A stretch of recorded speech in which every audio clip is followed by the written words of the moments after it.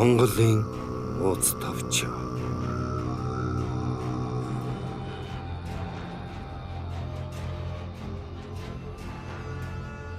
Тэмүүжний уг гарал ба бага насны үе.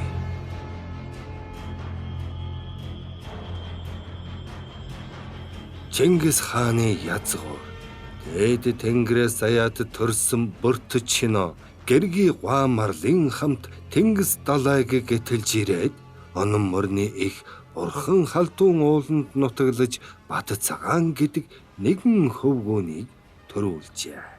Бат цагааны хөвөн Тамаача, Тамаачийн хөвөн Хоричаар мэргэн, Хоричаар мэргэний хөвөн Уужин буурал, Уужин буурлын хөвөн Салхачаав, Салхачаавгийн хөвөн Ихнүдэн, Ихнүдний хөвөн Син Сочи, Шин Сочины хөвөн Харчуу, Харчуугийн хөвөн Боржигдой мэргэн Бүлгэ, Боржигдой мэргэний гэргийн Монголжин ва, түүнээс төрсөн хөвөн Торголжин баян, Торголжин баян Боргочин ва гэргийтэй, Боролдой суяал би гэдэг залуу зарцтай, дайр бор хоёр хүлэг морьтой бүлгэ.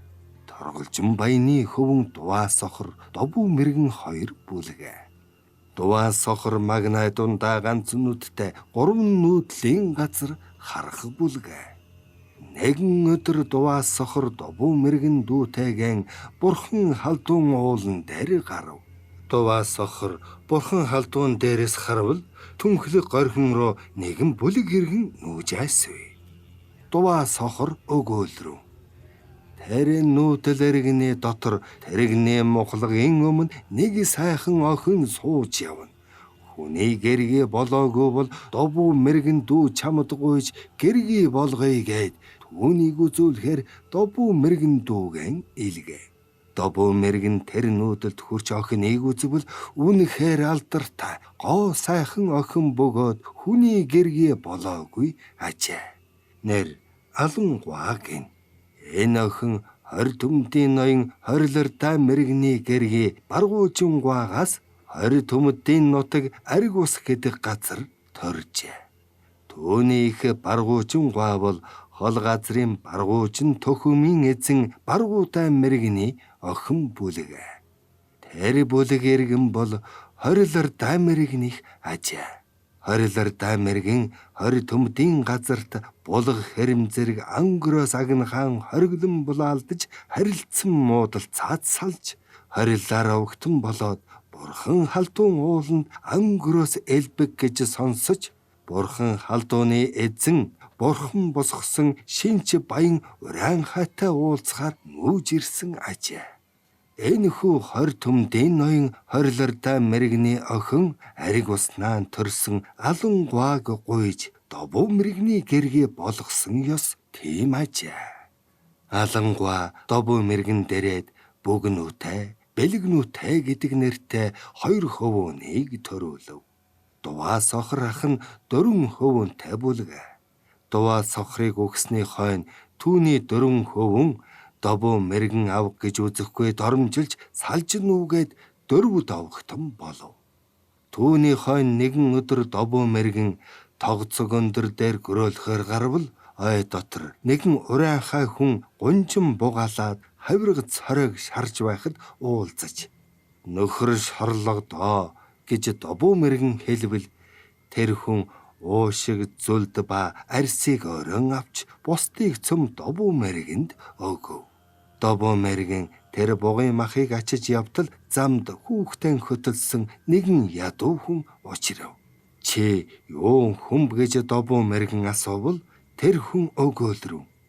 Бэ малиг баяуудын хон одоо би ядарч явна. Тэр гөрөөсний махнаас надад өг.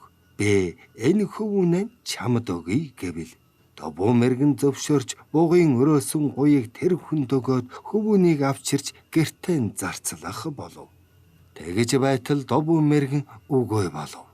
Добуу мэргэнийг үгүй болсны хойно түүний гэрги алангуа бэлэвсэн бөгөөтл буга хатааги, буга туусалчи, бодончар монхог гэдэг нэртэй 3 хөвөөнийг төрүүлв. Урд Добуу мэргэнийг амьд бүхий цагт төрсөн бэлгнүүтэй, бүгнүүтэй 2 хөвөн Эх алангуагаас ичнэ хэлэлцсэн нь бидний эх ойр төрлийн эрэгтэй хүнгүй ба эргүй бөгөөтөл энэ гурван хүмүүнийг төрүүлв. Гэр дотор ганц малга баяу довгийн зарц хүн байна. Энэ гурван хүн түүний хүүхэд биз гэж эхээс далд хэлэлцхийг алангуа мэдээд хаврын нэгэн өдөр хоньны хатсан мах чанаж бэлгнүүтэй, бөгнүүтэй, бухаа хатааги, бухаатуу салжи, бодончор мунхаг 5 хүмүүнтэй идүүлээд тэднийг зэрэгцүүлэн суулгаж хүн бүртэн нэжгээд мөс буюу сумыг хугал гэж өгвөл амархан хугчиж орхив. Бас 5 мөсийг нийлүүлж баглаад хугал гэж өгвөл тавуулаа дараалан оролдож хугалж чадсангүй. Үүнд алангуа их нь өгөөлрөв.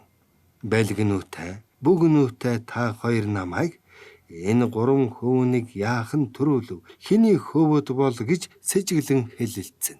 Сэжиглэх тань зөв. Гэвч та нар учрыг мэдэхгүй байна. Шөнө бүр цагаан шар хүн гэрийн өрх тодгоор гийгүүлэн орж ирээд миний хэвлийг илэхэд түүний гэрэл миний хэвлд шингэх бүлгэ. Тэр хүн гарах нар сарны хилээр шарн хоймит шарвалцсаар гарч одно. Дими яахан өгөөлн та. Түүнээс үзвэл тэнгэрийн хөвөд биз. Хар тэргүүд хүнтэй адилтгаж яахан болно. Хамгийн хаад болох цагт харц хүн сая учрыг мэднэ гэд. Бас алангуа 5 хүмүүнээс сургаж өгөөлрөв. Та 5 хөвөн миний нэгэн хэвлээс төрсөн биш үү? Та нар ганцаар салбал нэжгээд сум мэт хүнд хялбархан дийлдэн.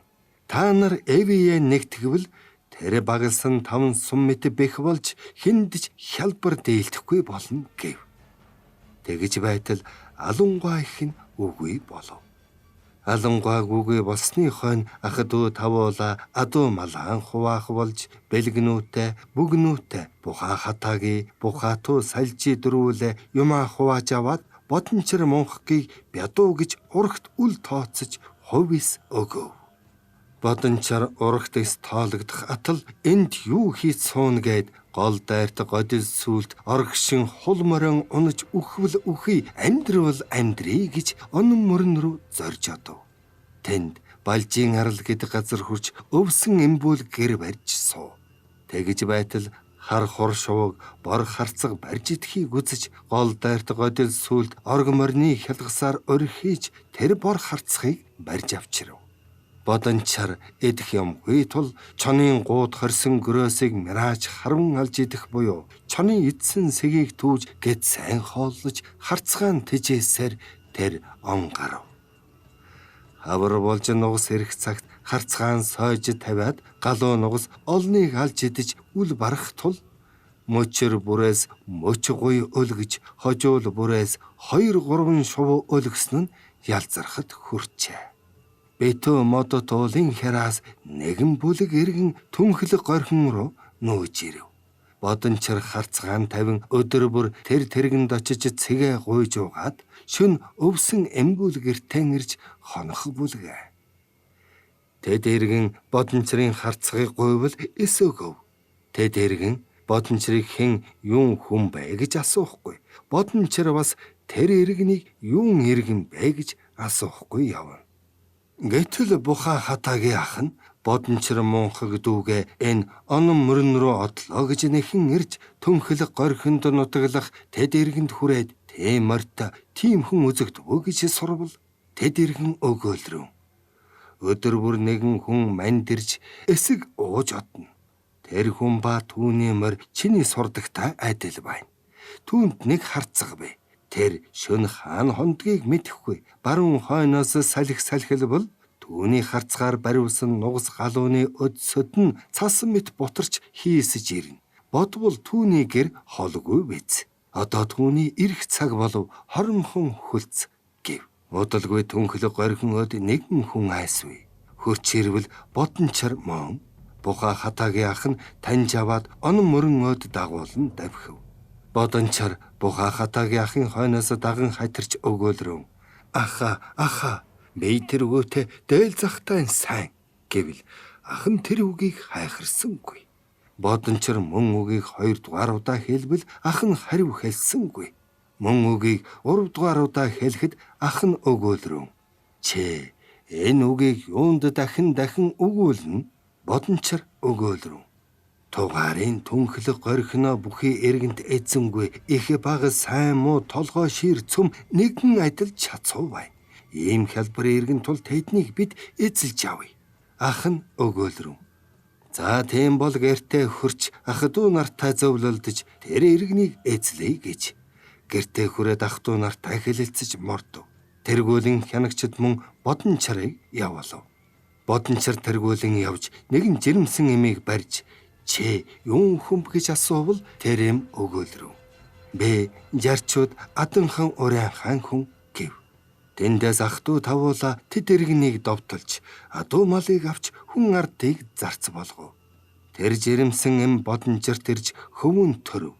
Түүнийг харь овгийн хөвөн гэж жажирадай гэж нэрийдэв.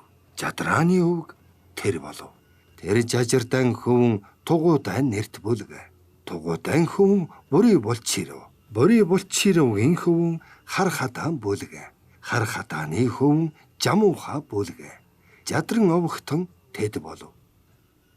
Тэрэм бас бодончраас нэгэн хөвөн төрөөлөв. Түүнийг барьж авсан эмийн хөвөн хэмээн байртай гэж нэрийдэв.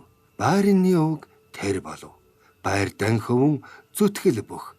Зүтгэл бөх олон эм авсан тул хөвөн нь манан мэт төрөв. Манан байран овгтон тэд болов.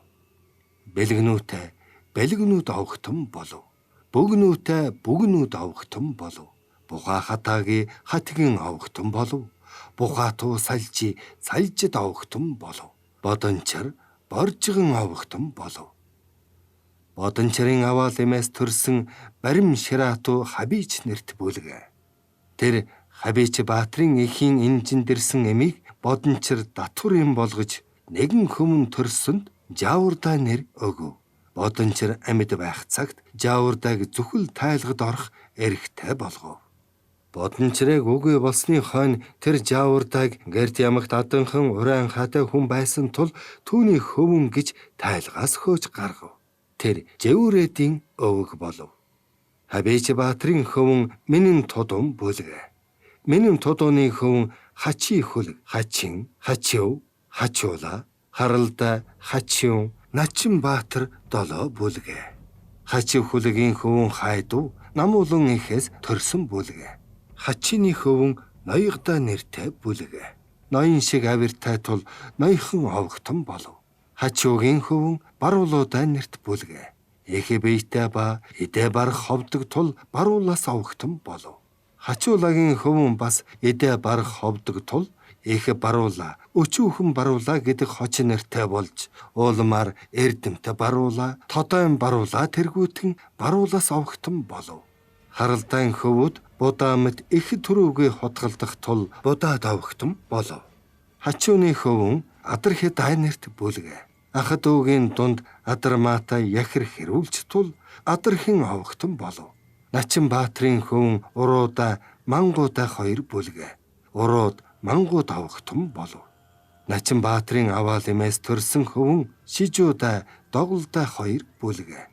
Хайдуугийн хөвүүд Байшин хор догшин Чирхаалын хва Чаужин ортогой гурав бүлгэ.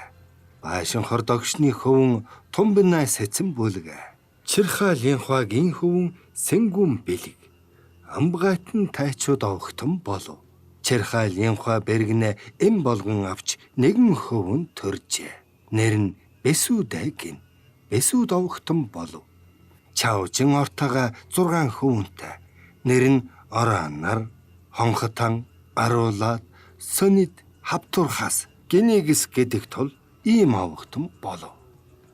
Тумбинай сэцний хөвөн Хабуулхан, Сэмцэчүүлэ хоёр бүлгэ.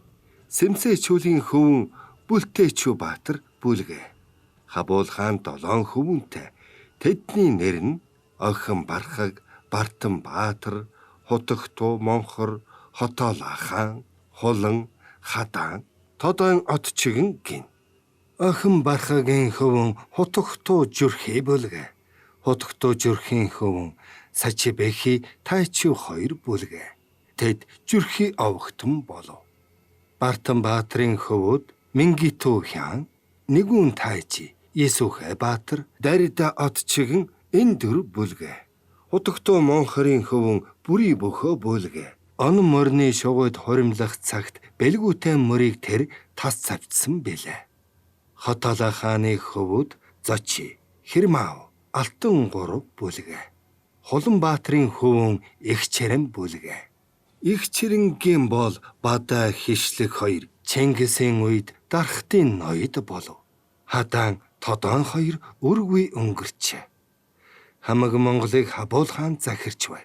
Хабуул хаан 7 хөвгүүнээ байтал Сэнгүн бэлгийн хөвөн Амбагайг хамаг Монголын хаан болгохоор хэлсэн ажээ. Буур хөлн хоёр нуурыг холбож урсах оршин мөрөнд айргууд Буйргод овгийн татар аймаг нутаглана. Тэдэнд Амбагай хаан охиноо өгч өөрөө охиныг хүргэж очоод татарт баригдав. Татар Амбагай хааныг барьж Хятадын Алтан хаанд хүргүүлв. Бэсүд овгийн Балхачи гэдэг хүнийг элч болгож Амбагай хааны хэлсэн нь. Хабуул хааны 7 хөвөний дундах хотоолаад миний 10 хөвөний дундах хадаан тайжиж очиж хэл хамгийн хаан улсын эзэн байтал охиноо өөрөө үдэж хүргэхийг надаар цайрлал болгох тун. Би татар аймагт баригдав.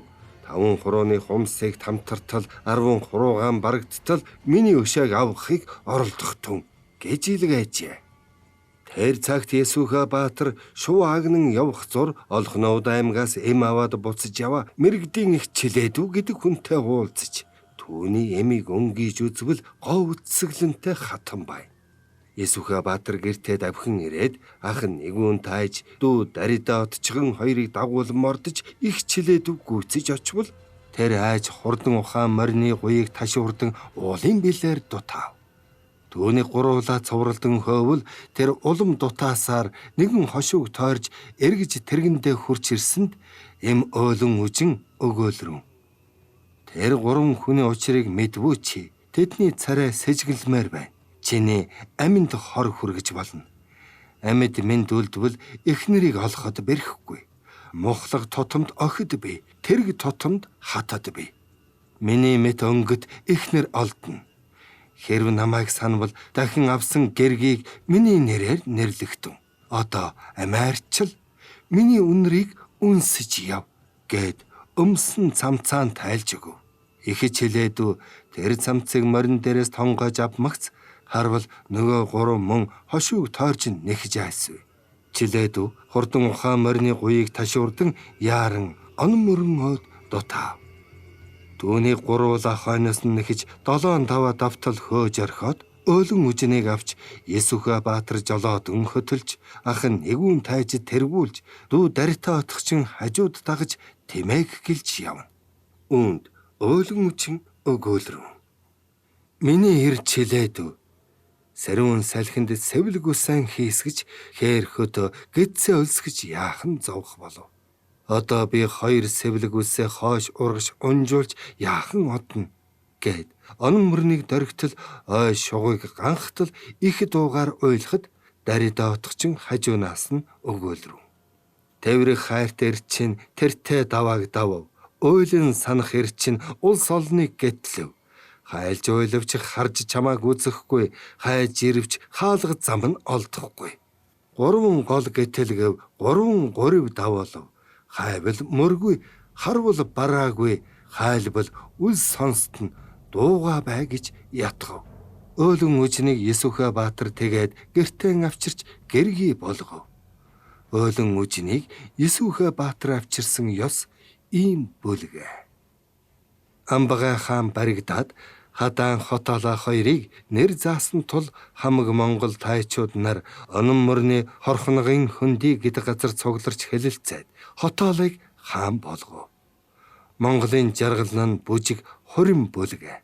Хотоолойг хаан өргөмжлөөд хорхногын сагалгар модны дор хавирг газрыг халцартал, өвдөг газрыг өлтөртөл дэвгцэн бүжиглэж хуримлав.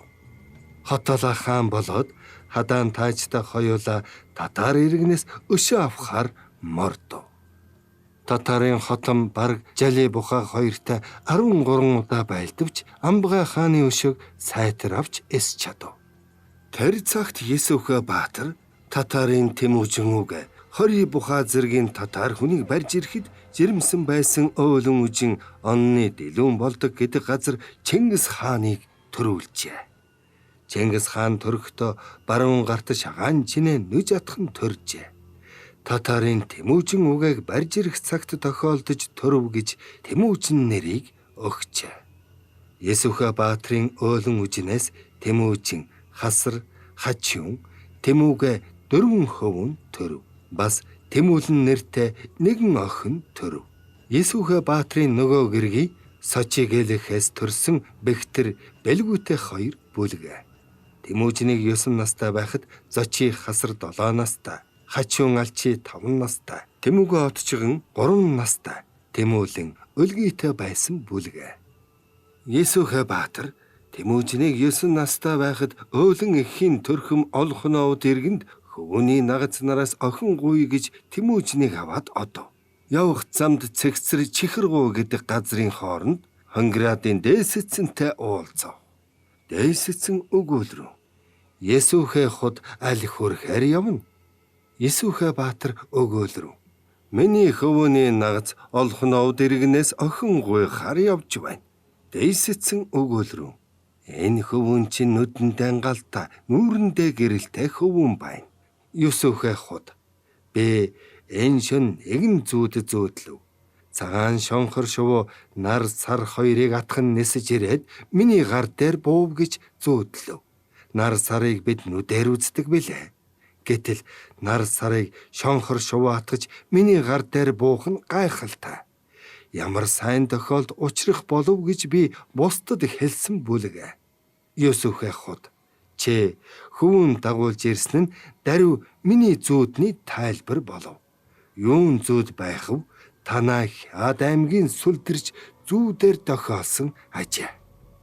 Манай Хонгирад хэдийнээс бусдын нутаг баг хүнийг булаан тэмцэлддэггүй. Хариулсыг үл довтлон хацар сайд өгдөө хасаг тэргэнд суулгаж, хар буур хөллөж, хатруулж одож хаан болсон та нарын хатан суйранд дэвшүүлж хамт суулгана. Өөр иргэнийг үл тэмцэн өнгө сайд өгдөө өлжигтэй тэргэнд суулгаж, өл буур хөллөж, үүсгэж одож өндөр суйр эзлэгчдийн өрөөл хань болгоно. Манай Хонгирад хэдийнээс хацаргоо хатадтай өнгө сайн охидтой тул зээгийн зүсээр охидын өнгөөр явна. Нуган хүүхэд нутгаан эзэмшин охин хүүхэд өнгө шилэгдэн. Есүхэ худ миний гэрт оч. Надад өчүүхэн охин би. Та үз гэж дээсэцэн хэлээд Есүхэ гэртээ дагуулж аваачив. Есүхэ худ охиныг үзвэл нүүртэй гэрэлтэй, нүдэндээ галтай охин тул санаанд нийлв. Түүний нэр Бөртөөг. Тэмүүжинээс 1 насах арвтай ажээ. Дайсэцэний гэрт хоноод маргааш нь охиныг гуйвал дайсэцэн өгөөлрөв. Олон удаа гуйлгаж өгвөл эрхэмлэгдэх, цөөн удаа гуйлгаж өгвөл доромжлогдох гэдэг боловч охин хүний заяа төрсөн үүдэнд өтлөхгүй тул охиноо өгье. Чи хөвөнөө хүргэн болгож манай гэрт үлдээ гэвэл Есүхэ баатар өгөөлрөв. Би хөвөнөө орхи. Миний хөвөн нохооноос зочимтгой билээ. Эрхэм хот чи миний хөвөнийг нохооноос бүү цочвол гэд хөтөлж явсан мороор бэлэг өгч Тэмүүжнийг орхиод Есүхэ баатар буцав. Есүхэ баатар зэгцрийн шар талд явж байтал татар иргэн хоримлож байхдаа тохиолдоод ам цангах тул хоримд буу. Татар нар Есүхэг таньж эрхэм Есүхэ ирэв гэж хоримд суулгаад урдын булаагцсан өшөөг анаж нууцаар хэлэлцэн хоолнд хор хольж өгчээ. Есүхэ тэндээс мордож явах замд бие муужирч 3 хоног арай гэж яваад гэрт хүрч. Есүхэ өгөөлрөв. Миний дотор муу байна. Дээргээд минь хэн байна гэж асуувал хонх таны чирхаа үгний хөвөн мэнлэг ойр байна гэвэл түүнийг дуудаж өгөөлрөв. Хөө минь мэнлэг чи сонс. Хөвөн минь балчир билээ. Тэмүүжин хөвөнийг урагт орхиод ирэх замын зуурт татарт хорлогдов. Дотор минь муу байна. Өнчин хоцорсон дүүнараа бэлэвсэн бэргэнэ асархыг чи мэд. Тэмүүжин хөвөөнийг даруй явж авчир. Хайрт мэнлэг минь гэд нас нөхчв. Мэнлэг Есүхэ баатрын үгийг дагаж дээш сэцэнд очиод өгөөлрөв. Есүхэ ах Тэмүүжнийг маш их мөрөөдөж өрөвдөх тул Тэмүүжнийг авахар ирэв. Гэвэл дээш сэцэн өгөөлрөв. Од хөвөнө мөрөөдөх бөгөөс явуулъя. Харин удалгүй гэдрийг ирүүлэх хэрэгтэй гэв. Энэ үгийг сонсож Мэнлэг эцэг Тэмүүжнийг авч ирэв. Есүхэ баатар тэнгэр болсонд Тэмүүжин газарт уруу унан хэвтэж маш гасалхад хонхотаны чирха түүнийг сэргэн ятгаж өгүүлсэн нь. Тул загас мэт юунд тулбаран гаслан чи. Туураг сэргэ бэхлэй гэж туйлтай үгэ хэлэлцсэн биш билүү. Усны загас мэт юунд уйран гаслан чи. Улс төрөн байгуулъя гэж учиртай үгэ хэлэлцсэн биш билүү гэж өгөөлбөл уйлхаан зогссон ажээ. Тэр хавар Амбага хааны хатан Орбай Сохотой хоёр ихсийн газар тайлгын эдэ өргөхөд өөлөн үжүн хожидож очсон тул тайлгын эдэний хуваараас хоцрогдов. Орбай Сохотой хоёрт өөлөн үжүн өгөөлрөв. Есүхэ баатрыг өхөв гэж хөвгүү нийгэм нь балчир гэж ихсийн тайлгын хишгийн арх сархтаас яахан хожидуулав та. Нүд үтсээр үл өгөх нүүхтэй үл хэлэх болов та гэжээ. Тэр үгэнд Орбай Сохотой хоёр хатан хариу өгөөлрөв. Урьж чамд өгөх ёсгүй, учир бол чи идэх ёстой. Хүргэж чамд өгөх ёсгүй, хүртвэл чи идэх ёстой. Амбага хаан үхээд өөлөнд ийхүү хэлэгдэх болов. Арга цан эдний их хөвгүүдийг нутагт орхиж нуй, бүү авч явъя гэв. Түүний маргааш тайчуудын таргуудаа хэрэл туг тодоон гэртээ нар он мөрөн рүү хөдлөв. Өөлөн үжин хөвгүүдийн хамт орхигдоход хонхотаны чирха өвгөн нүүж одогсдыг очиж ятгавал тодоон гэртээ цээлийн ус ширгэв цэгэн чулуу хагарав гэд чирха өвгний үгийг хайхрахгүй цааш нүүж чи ингэж ятгах буюу гэж тэр өвгний зоонорог жадлан хөө. Чирха өвгөн шархтаа болж гэртэн ирээд зовирлон хэвтэхэд Тэмүүжин үзэхээр одов. Хонхотаны чирха өвгөн Тэмүүжинд өгөөлрөв. Сайн эцгээ чинь хураасан улс тарж нүүхэд ятгахаар яваад ийхүү жадлагдав гэвэл Тэмүүжин уйлж гарав. Өөлөн үжин өөрийн биеэр туг барьж мордоод орхиж нүүсэн иргэдийн зармийг буцааж авчирв. Гэвч буцаж ирсэн иргэд бас тогтсонгүй тайчуудын хойноос нүүжээ. Ийхүү тайчууд ах дүү нар бэлэвсэн өөлөн үжнийг бяцхан хөвгүүдийн хамт нутагт гээж нүүсэн ажээ. Оюунтай төрсөн өөлөн их ойдолт дээлэг огшуулан өмсөж, охтор хормойг шун бүсэлж, онон мөрнийг өгсөж уруутаж, алирс мойлыг түүж явж, өчүүхэн хөвүүдэ хайрлан тэжээж, өдөр шөнийг арга цаан өнгөрөөлөв. Чадалтай төрсөн үжин их царсан шорыг барин явж, цавчим газрыг өгсөж уруутаж, сөдөн хичгэний үндсийг малтаж, шөн өдрийг хатамжин өнгөрүүлж, сууд хөвгүүдэ тэжэн өсгөв.